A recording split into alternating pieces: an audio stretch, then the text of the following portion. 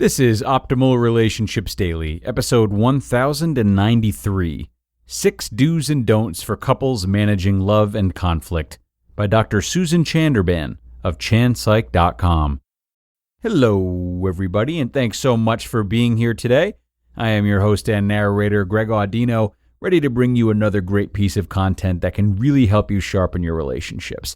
Today's work comes from Dr. Susan Chanderbhan, and she'll be helping couples manage love and conflict. There are a lot of great, clear points in this article that have been gathered by several experts, not just Dr. Susan. So, relax and open your ears. I'm going to start this post now and optimize your life. 6 Do's and Don'ts for Couples Managing Love and Conflict, by Dr. Susan Chanderbhan of ChandPsych.com. Many couples take an ineffective approach to conflict in their relationship. Either they avoid it, for example, we should never fight, differ, or vehemently disagree, which often leads to silent resentment, passive aggression, and a lack of growth in the relationship, or they engage in conflict unproductively. For example, we fight a lot, but we never resolve anything, which often leads to frustration, open resentment, anger, and worse.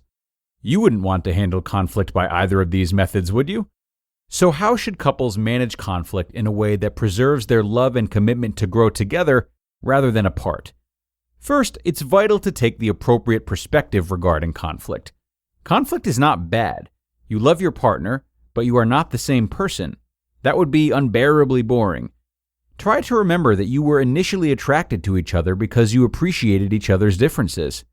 When you're attempting to be honest, open, and sincere, incompatible ideas will happen.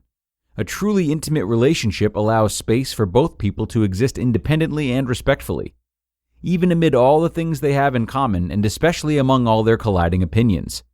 Simply make it a goal to share the things on your mind and listen to your partner's perspectives, rather than fight to the death to defend your own point. So, let's agree.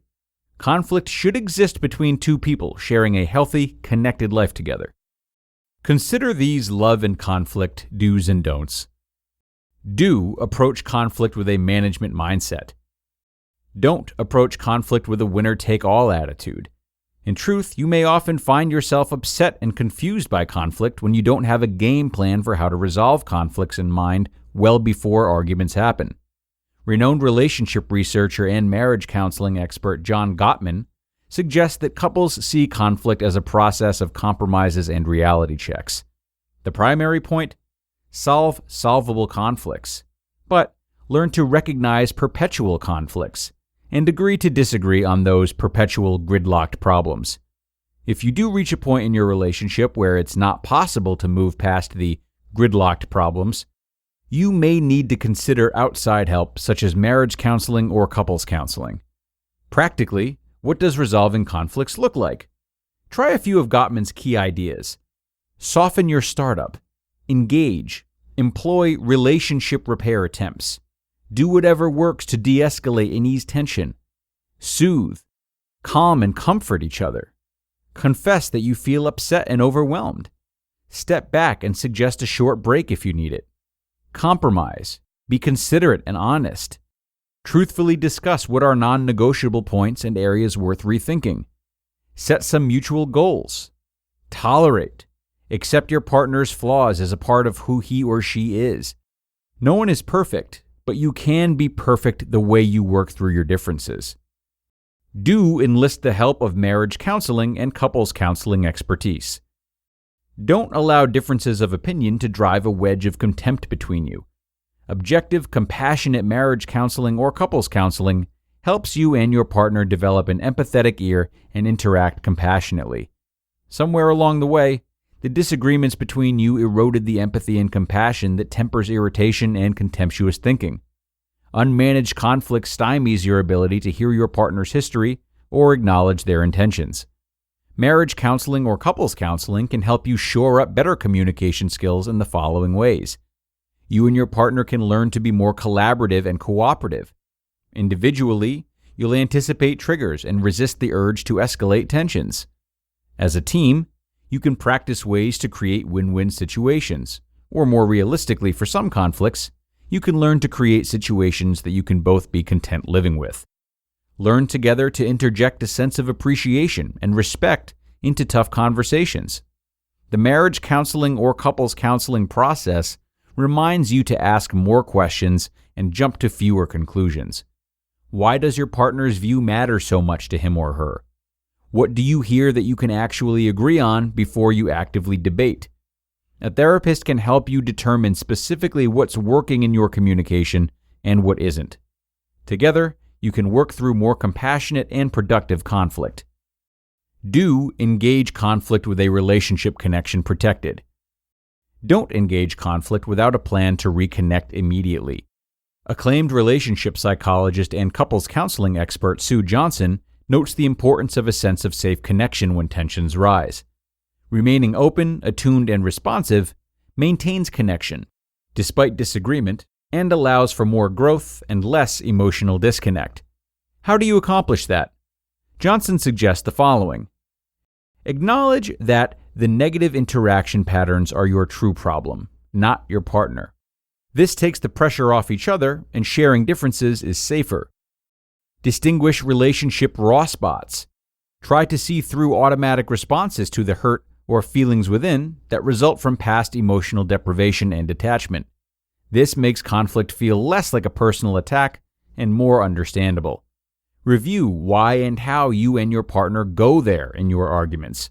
Work through particularly negative dialogue. Take responsibility for your own behavior and feelings. Also take responsibility for your effect on your partner. Then, most importantly, share how much you care as clearly as you communicated your disagreement with your partner's opinion. Ask questions. Be curious. Ask, what do I fear most, and what do I need most from you?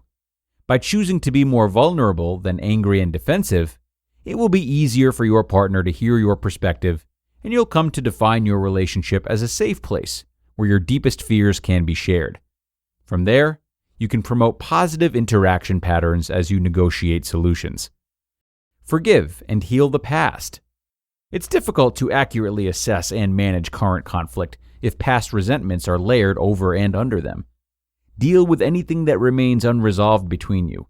Have the conversations that will support lasting healing. This helps reestablish trust and keeps conflict from feeling so risky. Most of all, use conflict as a valuable way in which you try to negotiate your life together and deepen respect, understanding, and your core connection.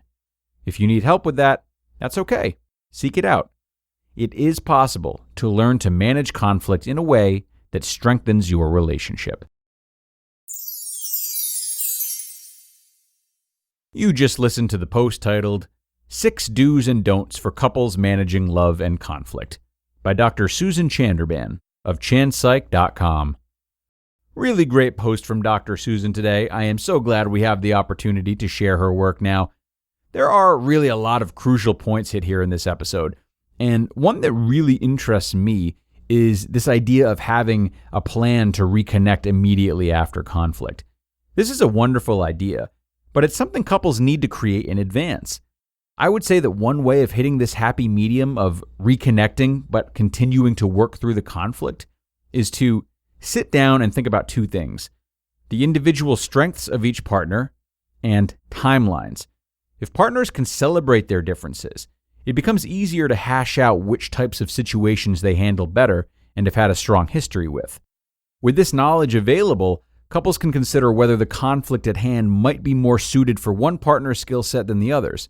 And this can then be paired with the idea of a timeline. Letting that partner act on their idea for a certain amount of time or in a certain number of ways before revisiting the discussion to see what type of progress has or hasn't been made. And at that point, there can be space to try the other partner's idea, and a sense of equality can be regularly practiced. That's it for this one, though, everyone. Thanks so much for joining me and taking in another great post from Dr. Susan. I hope you liked it as much as I did. I'm going to get out of here for now, but you know I am here 7 days a week, so I invite you to come back tomorrow, where I will be narrating a post from Introvert Dear and where your optimal life awaits.